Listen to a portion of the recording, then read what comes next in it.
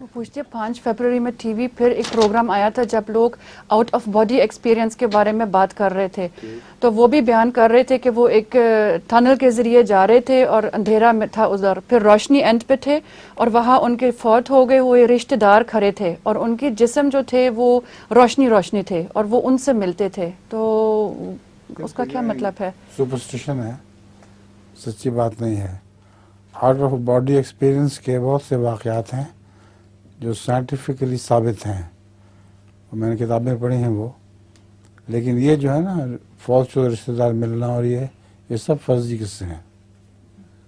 جزاکم اللہ.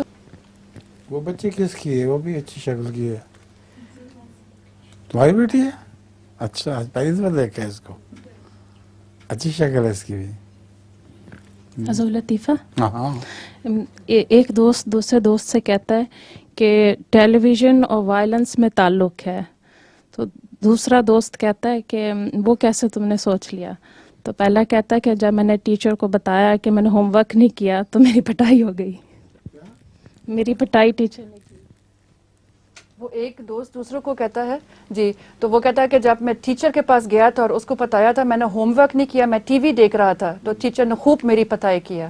اچھا، اس میں لطیفے کی کون سی بات ہے؟ اس نے ثابت کرنے کی کوشش کیا ٹی وی دیکھنا اور وائلنس میں تعلق ہے، وہ اکثر کہتے ہیں نا اس میں تعلق ہے. چلیں جناب. عائشہ جرمن. السلام علیکم.